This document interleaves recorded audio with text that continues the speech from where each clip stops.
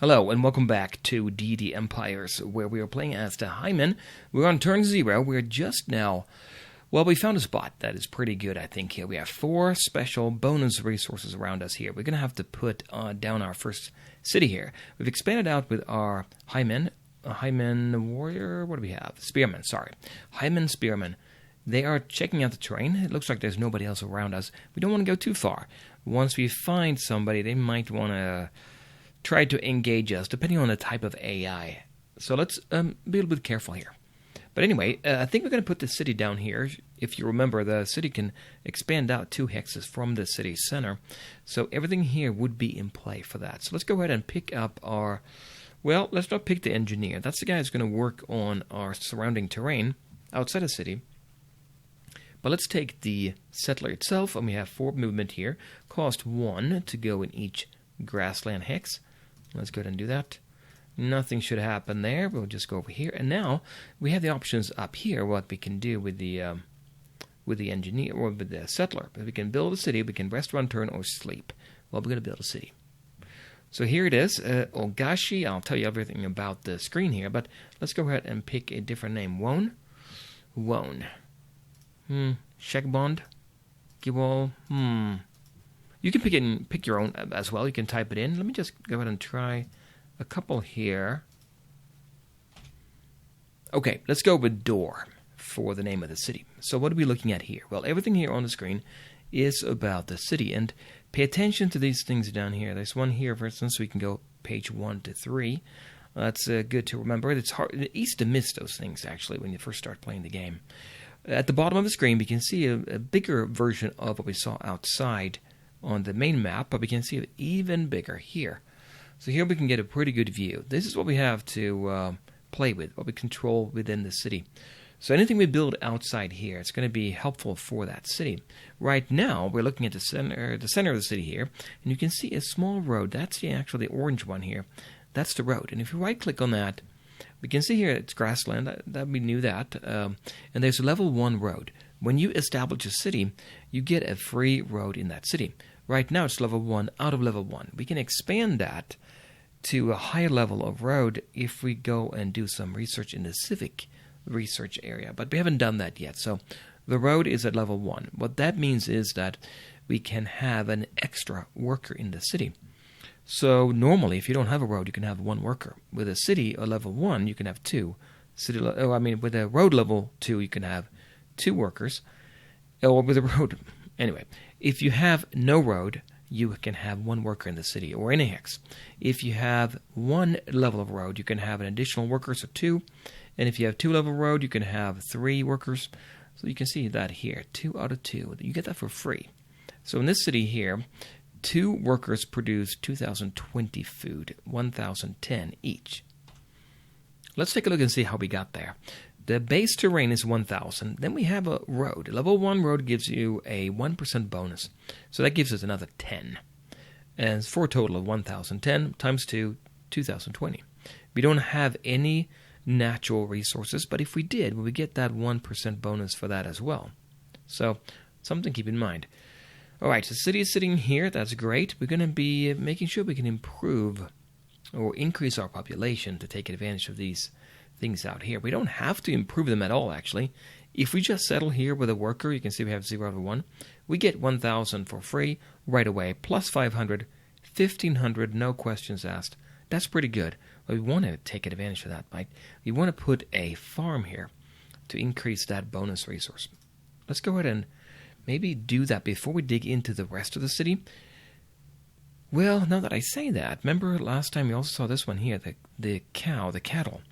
If you look at that, that's right. The cattle gives us more food right away using a ranch. But the ranch can't go as high, as a farm can. But you know what? I think it's worthwhile. Let's go ahead and get a ranch out there on the cattle. So go ahead and escape out of here. And now here's the city. You can see the outline that we see around the city. That's configurable, by the way. If you don't want to see that, you don't have to. Right-click on the engineer, and here's the engineer. He can do a lot of things. Even if he's outside of a city, he can build anyway. Well, we'll go up here. 1, 2, 3, 4. Oh, we can only... I don't know if we can give him any order to actually do anything this turn. He only has 4 moves. There. No, I can't. Next turn, I'll tell him to start improving here. Okay, let's go back into the city. Just right-click on the city itself. And let's take a look and see what we have here. Well, we know about the bottom of the screen here, what we have there. These arrows just show you can cycle between all your cities. We only have one. This one here is to maximize the view like we did there. Let's go back in again. City options are options what you can do. You can have the AI turned on and whatnot. We're not going to do that right now, maybe later on in the game. So that takes care of the middle center. On the left-hand side, whenever you see, by the way, any symbol like this, that means there are 2 pages. So we can flip on the other side. We can see the built buildings we have. We have 1 building in the city, and that's a city hall. Right-click on that, and you can see what that city hall is all about. This is why we get our initial income. We get, well, it costs $250 to build, but we get it automatically, so it's really no cost. Food, 1,500 is what we get per turn. 10 natural resources, 10 production, and 100 trade goods. And then we can also build a lot of other buildings, and I'll show you those in a second. But if you flip it back here, you can see the specialization we can have for the city as well. If we leave it on random, we're going to get a specialization that is not specific. It's just going to jump all over the place. And I'm thinking we probably want to get farming here. Or do we want to maybe, actually, no, think about it. This mana here is huge. It is really good to get that as high as possible. Because this specialization here is applied as a multiplier after everything else has been multiplied. So it's the best kind of specialization or bonus that you can get. Let's see here. Don't we have a mana? Yeah, mana well down here. Let me just pick that. And now every turn will, not every turn, I think it's faster in the beginning, but we'll see this number go up. And you can see here, if I right-click on that mana well, it says increase the mana output of mana wells by 1% per 10 specialization. We have 0 right now. This bonus is multiplied by any efficiency bonus rather than added to it. Yeah, so it's really a good modifier there. Anyway, that takes care of this little corner here. This button here takes to the same screen, just in a pop-up instead. Okay.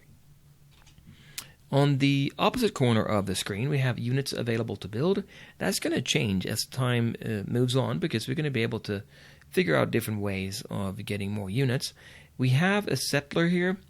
0 out of 10,000, that is automatic. Once we reach a certain level of population, it's going to start producing one automatically. You don't have to worry about it. And then down here we have our mercenaries for hire. We don't have any right now, but once we do, we'll go and take a look at that. We also have a garrison screen here. That just shows you who is currently in that city. Well, we have our 1 unit there. Those are the units that we control directly. We also get other garrison units for free if we ever get attacked. Okay, and then we have the 3 screens in the middle, really 1, 2, 3 here. You can see that has a lot of information about this city. So we own it, Dianic. We are Hyman. We are producing trade goods right now. Well, it's turn 0, so we don't actually have anything. We have a population of 500. No increase. Well, turn 0 is not really a good one. We'll see in future turns this number is going to be higher, obviously. We're harvesting 3,520 food, and that's because of this here. And we get a bonus from the city itself, as you can see here, 1,500. You can see how that adds up to 3,520. Descent is -1, and that's a good thing. Descent is bad, so you don't want it positive, you want it negative. And as your population grows, you're going to be having more descent, unless you do something about it. We have a gold income of 100 and trade goods of 100. So the way to think about it is that gold is your money. Trade goods is the part of your money that you get from trade. So it's part of your total gold income. In our case, it is our total income. And if I'm not mistaken, I think we're getting in here, yeah. So all our gold comes from trade goods, and we get 100 from City Hall itself. So that's going to be buildings and things we can do to increase our trade good. It will go straight into our coffers. Then we can also find gold on the map directly. Not a trade good, but it's still money. And then below that, we have natural resource harvest and production. And the way that works is, when we produce something, you can see, well, let's see. Let's say we have a building that costs 100 production. Well, we're doing 10 per turn, right? That would take 10 turns. That's our max production, though. The actual production we're going to have is based on how many resources we have in town, stored in town, or being produced in the city area or in the surrounding countryside here, up to 10. So let's say we're producing 8 resources and nothing is stored. Then that means we can only do 8 of our 10 production. So you got to make sure that your resources don't fall behind too much. Something to keep in mind is that armies and units themselves, they can carry resources. So if they explore a dungeon and find resources, and you can think of resources as ore and lumber, wood, tree. If they find stuff in a dungeon, they can bring that with them. And you can look at a unit and see exactly how much they have. Then they can travel back to a city and dump it there, giving you a temporary boost into your production if you don't already have enough to maximize your capacity in production. So something to keep in mind there. That's it's pretty important. Let's go to page 2 here. So piety and mana. Okay, piety is something we get from our population. Right now we have 0.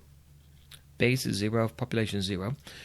And that is converted to mana at a ratio of 10 piety, 1 mana, basically. Then we can also get mana from other sources, just like this red orb over here. If we put a worker on here, if we put a mana well, giving us even more, and then the piety goes on top of that. So that's pretty good. We want to make sure we get that high, because that mana goes into our global supply that I showed you last time on the screen. You see how much we get. I think we get 20 as a base value. But so it'd be great. This 12 here would help us a lot. And that's before we even have improved any. We've only built 1 mana well. Once you do 2, you're going to have the double that value. And next we see our research rate here. We can see how much we are improving, how much this city is helping our overall research rate. Right now we have 0. So we get the normal value, the base value we get right now. Well, I guess we'll look at that in a minute. But we have no modifiers from the city. If you have multiple cities, you can get multiple modifiers. So it's pretty good to do that. Then we have our food and resources. Remember I talked about you can carry it, you can drop it off in the city. As you can see, we have no resources right now. We can have 1,000 right now. That can be improved later. We have stored food here, which is good to do. Good to have food because units need food. When they come back to a city, they pick up food and carry it with them for a while until they run out. So you want to make sure you have enough there. And the more, well, we'll talk about food.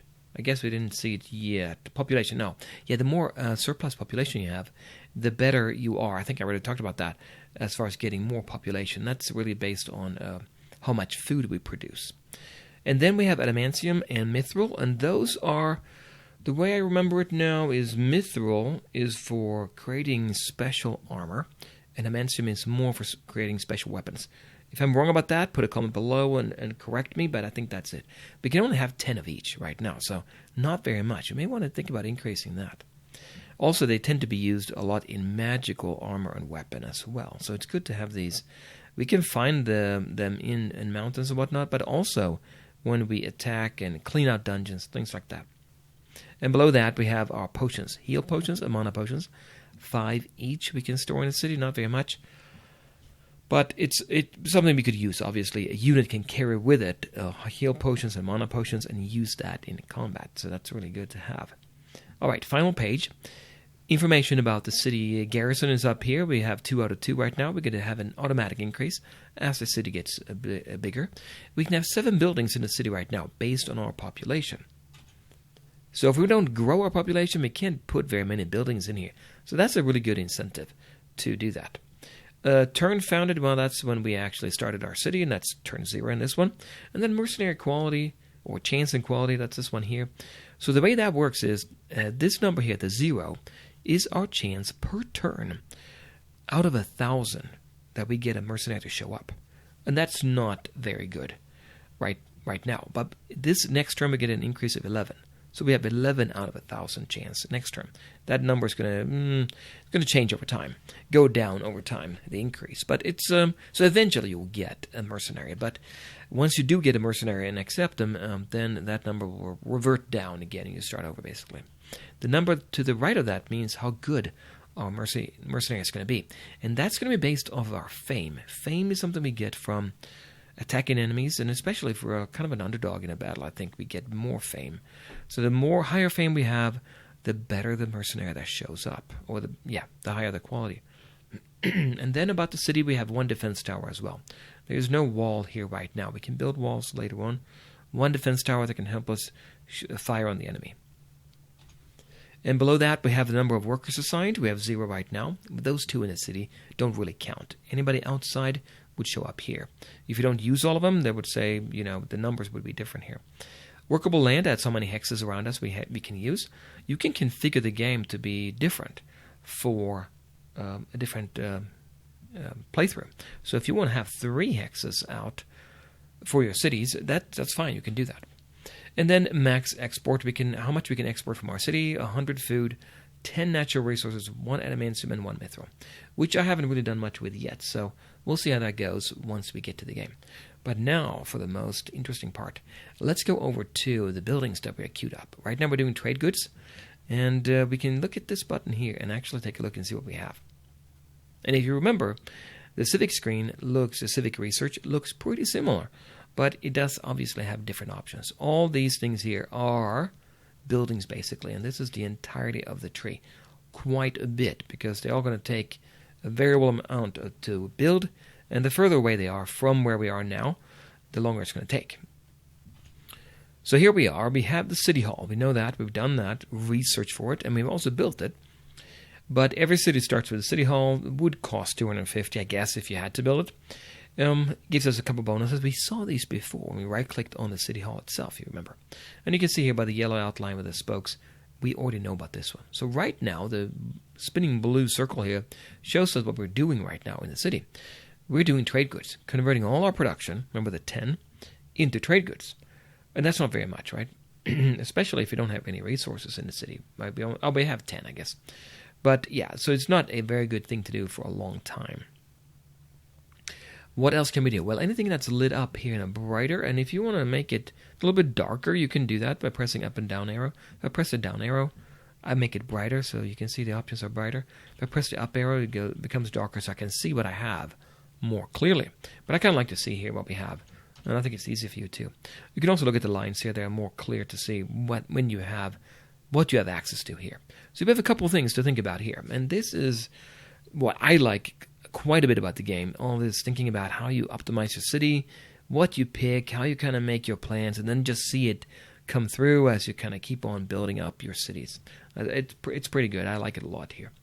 Anyway, so a couple things stand out right here. Anything with a red arrow is something you do kind of temporarily. You just accumulate something. In this case, you just generate more trade goods. It's not a building. It's just an action you are taking. So we have 4 of those here. So we can accumulate resources. We can stop producing and instead just build up a lot of resources. Could do that. And then we also have this one. Export and sell resources. Okay. So we don't produce anything, but we can gather and export to road-linked friendly cities. That's actually going to come in handy, I think. Once we have a city pretty close by, if we want to have a city that's going to produce maybe some units quickly, we may want to send them resources over there. And let's say we don't have enough in that other city. We have a lot of production, but no resources. We could do that. Okay, also, by the way, if you look here, bonuses are none, right? Efficiency bonuses, natural resources 5. That 5, imagine when it says efficiency, you put what I was trying to say was, you put a percent sign behind that value. So basically, we are increasing our output of resources in the city and the surrounding countryside by 5% if we are setting this value, if we use this one here. I don't want to do that right now, obviously, but something to keep in mind for later. And then this one here is housing. We just focus on increasing growth rate. And it's actually, I tried that a couple times, and it looks like it's a big boost. So if you want to get quickly up to higher population, that is definitely an option, right?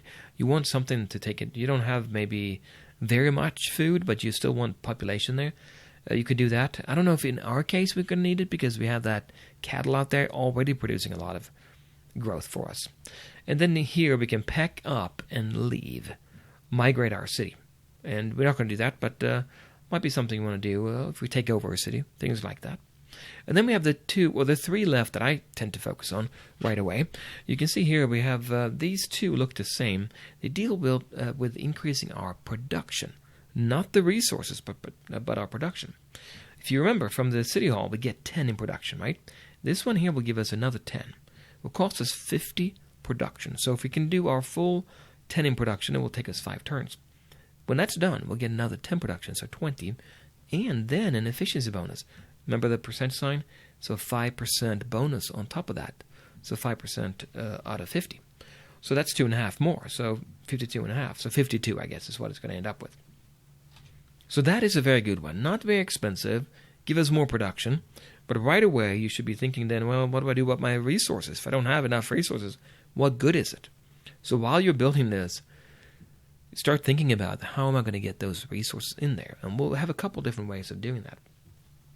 That's one of them. The other one is the blacksmith.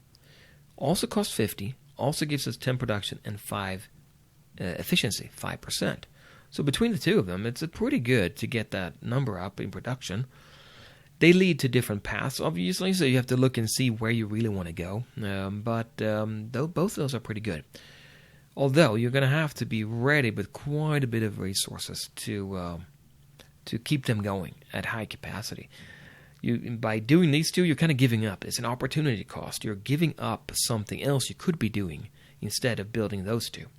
What else could you be doing? Well, there is one here, a big one here. It's a big, important one, the mana conduit. Remember, we have 20 mana right now we're generating by default. By the way, is that coming in from the city hall?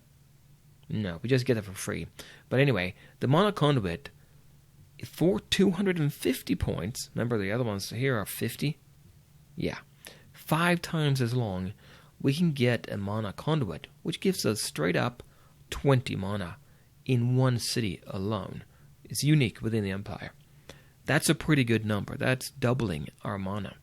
But let's say we just start doing it now. Well, it's going to take it forever to do that, right? 25 turns. So if we build these two first, maybe, total of 10 turns, not even 10 maybe, and if we can keep the resources going, it's going to be helping us quite a bit.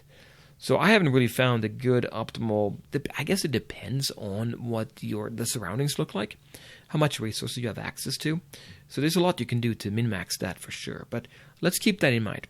So what I think we should do here in this city, it's our first city.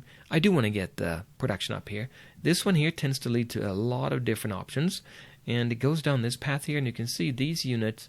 What is that? Salmon colored, orangey, red. They have some of our units that I want to get, I think.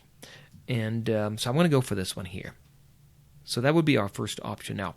And then that's number 1 here. That's our first one. You can see a 1 right there, maybe. Yeah. Anyway, we're working on that right now. We can queue up something else as well, though. We can queue up as many as we want. Or maybe not as many, but a lot of them if we want to. Should we go for this one? Well, that depends, right? Let's go ahead and close this. Close that. Let's look at the screen here.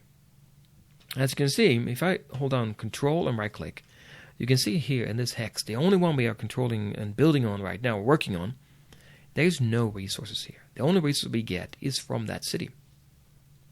So we can build, even though we can build more production, 10 more, we're not going to get 10 more resources out of nothing. And if you look here, we're going to be increasing here at the rice paddy farmland. Well, that's not going to give us any resources either, right? So what do we do about it? Well, what we could do is, if we had a forest, let's look at this one here. Here's a heavy deciduous forest. That gives you 3. And if you put a lumber, what is it called? I think it's called lumber mill anyway. But if you put one on here, a lumber mill, then every level of that gives you 3. And if you have multiple workers, then you get more. So that's really a good number to get. 3 is very high for resources, actually. So that's something to keep in mind. We don't have anything on that, though. We do have some light deciduous forest, gives us 1. Not very much, and the food is not great. So, that's going to be a problem, right? What about these hills here? Also 1, and even less food. That's going to be tricky. What do we do? Well, hills, unlike these plains areas, grassland, we can actually put, I was going to say that we can only put mines on hills, but we can put mines actually here as well. But if we put a mine here, then the mine itself will give us a few points. And let me just check and see if I can find my number here. I think I have it. 1 second. I have a little cheat sheet here with my information about a mine. So the mine gives us 0.2 resources per level. So imagine we have a mine of level 1, 0.2, and then the forest 1, that would be 1.2. But more importantly, a mine gives you 50% bonus. So 1.2 and 50% of that, 0.6, so 1.8. You can see how that goes up over time. And the max mine level you can have is 10. It's going to be huge. And then on top of that, every worker you have will produce that number. So even if you don't have anything special, just having a hill is still not too bad, I think, to build a mine on. But it's going to take a while to do that. In the meantime, what we can do is we can take this worker when he is done here. Well, we haven't told him what to do yet, but we'll put a ranch here. And we can tell him to start to clear the terrain. If we do that, we get 100 resources out of the cleared terrain. But then that's gone. So we can do that a couple times here. We don't really need the light deciduous forest here. I don't think we do. And that will be turned into farmland in that case. Okay, anyway, so where were we? We were in here. We had picked, by the way, now we can see here we're doing Builder's Workshop. So we're going to get 10 there. What do we do next? Well, I could go here. It's a definite possibility, but that means I'm going to have 30 in production, right? Am I really going to be having 30 resources per turn? I don't think I will. So I don't think I want to go down that route. Now, we could do the Mana Conduit, and I may want to do that. Let's go ahead and pick that second. You just left-click, and there's a number 2 there. Okay, so that is the Mana Conduit. If you look at the tree here, though, we can see up here there's a lot of these gold coins. That's kind of the income area of the research or of the building tree here. And by income, I mean trade goods. Remember, trade goods turn into gold. So right here, cost us 50 in production. We can get 20 more in trade goods. However, when I started the game, I picked being rich. I don't need money right away. So I don't need it for this purpose. But I may, if we had a lot of forests around us, this one might be good. Lumber camps. Oh, not lumber yet. Not lumber mill. Lumber camps. Then every lumber camp would be 10% more efficient, which is really good, actually. Here we have a sawmill, and we get even more production, so that's good. But I don't think I need it right now, right? I think, though, remember the ranch we have out there? The ranch starts at level 1, and we can do... Here what gives us, I think we can get 3 levels. So where is the other one? I don't see it now, but anyway, over here we have 1. Increases, no, this is just flat out getting our ranch 10% higher output. So for the cattle will give us 10%. That might be tempting to do for the cattle there, right? So, but I'm not going to go for that just yet. Yeah, I don't think I need that. Instead, let's think about what we can do down here. Because if you noticed here, these units, or these symbols right here, you can see there are different units we can get. In this case, here, if we right-click on it, you're going to see the same information. Hyman Priest. And remember, we don't have any spells. Well, the Hyman Priest, if I right-click on that, and then right-click on the word Hyman Priest, you get the stats. And we'll go over that stats later, but they have heal. And since we can't really cast any spells any other way, I would love to get heal. On the way down here, we would also get some religious buildings. Small worshipping hall is a good one. Shrine is a good one. Temple is a good one. Why do I say it's good? Well, they provide worshipping. Worshipping, I don't know why it's called worshipping here. It's the same as piety. So we get 10 piety out of it. Remember, every 10 piety gives us 1 mana. So that would be really good. Okay, so I think I'm going to go down this path after I'm done with the Mana Conduit. It might change. It's very possible. Whenever I look at this tree, I'm thinking I want to do everything right away. Because there's another production down here, as you can see, with even higher efficiency. Going down to some interesting buildings here, Miners Guild. So my problem so far has been to decide what to do up front, right? But let's go ahead and pick this one. Small worshipping hall, 80. So it would take us, at this rate we're doing right now, if we have full resources and 10 production, it would take us 8 turns to do. But by the time we get here, we should be in better shape. We'll put that down there, and it's pretty good. It gives us 10 worshipping, and then an efficiency percentage of 20. So effectively 12, right? That's pretty good. So 1.2 extra mana. That seems like a good deal to me. So we have a couple there now. If I click close, you can see they're all scheduled here. And we may not do them in that order now that I've set it up, because if you look at the map here, we have quite a few things we want our engineer to do, right? We want to get the ranch going here and maybe improve the ranch. Can we actually improve the ranch? We may have to do something about that. I have to still look at the civic research. We also want to build a farm here, and don't forget about the orb. I mean, this is something we want to get out there and get people working on it right away. There's a lot of work. So what you can do is, instead of having one engineer work on an improvement, you can have two. They can work on two different ones, or they can work on the same one at the same time, cutting the time in half. So that's pretty good, I think. So we'll see how it goes. I think right now we're going to at least get the builder's workshop. Maybe I'll squeeze in an engineer after that. Yeah, I think I might, but not yet. Okay, let's go into our civic research now. Right now, as you can see here, we are getting here, production is 20. If you right-click on that, you can see base is 20, nothing from our cities. So we can improve that. There are buildings you can set up, libraries and things in the city that we didn't do, that you can increase that number. But we're making so little anyway right now. I don't think it matters. Well, we have more important things to do, I think, in the big scheme of things. Let's get our production going before we do that. But let's go ahead and take a look at civic research. So this is not like a building, and it's not magic. It's just like being better at what we do.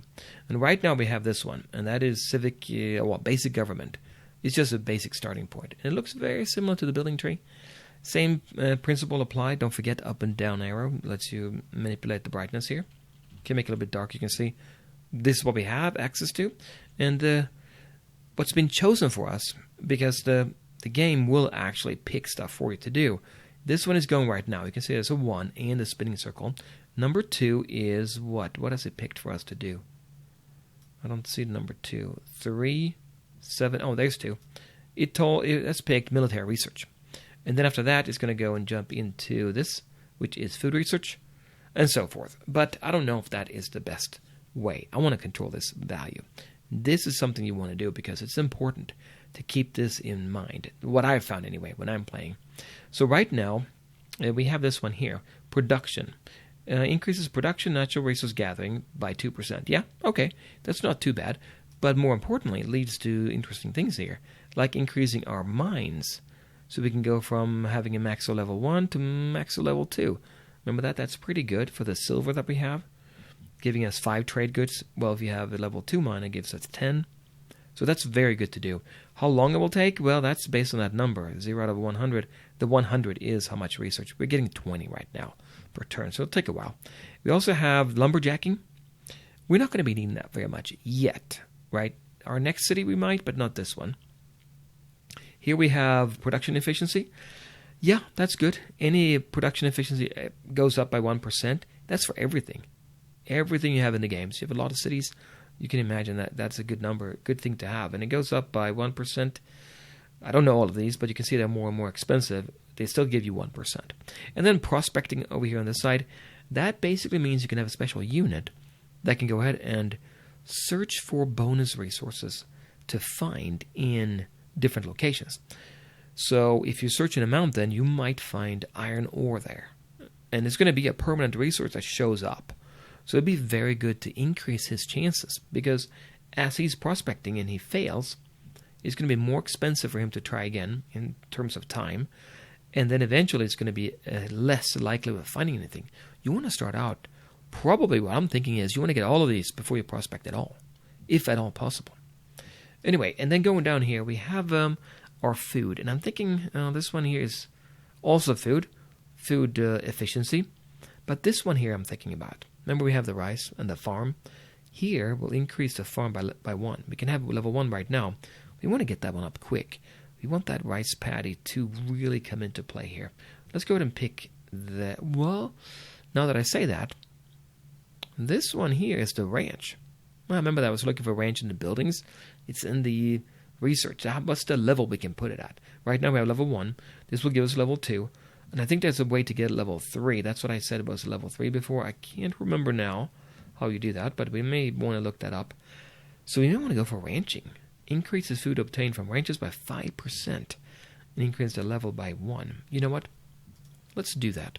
And by clicking here, it's going to pick this one first and then this one. And it shows up here too.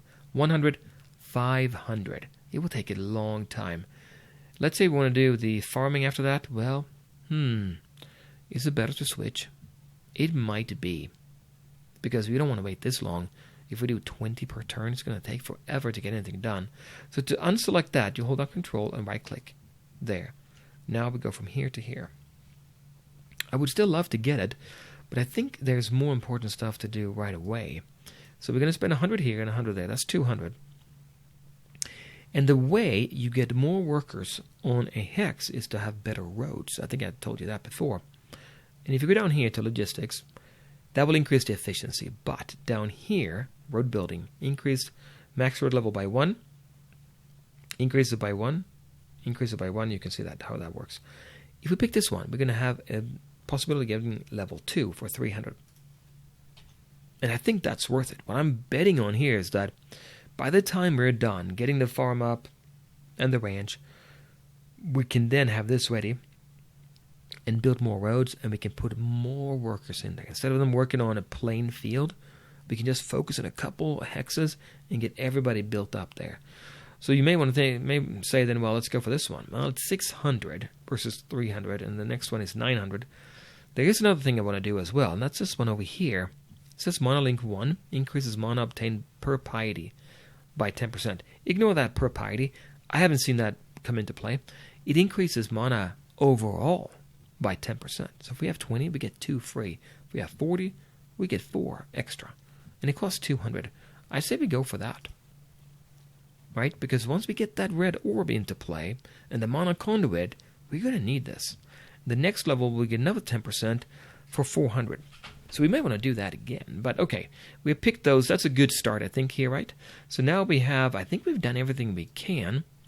Was there anything else I was going to explain? Well, maybe about the units, but we'll do more, I guess, next time. Did I explain this? I don't remember. I don't think I did. But we'll explain that next time, this screen over here. But it gives us a lot of information here as well. But we'll move on, and we can make sure we have done everything we can. There's one unit here. He has one movement left. Why don't we go one more east here? Yeah, there we go. Okay, nobody there. Good. And now end turn is blinking. That means nobody can move. We've done everything we can. Let's double check. Yeah, we did that. Civic, we know that. Magic, we can't do anything, unfortunately.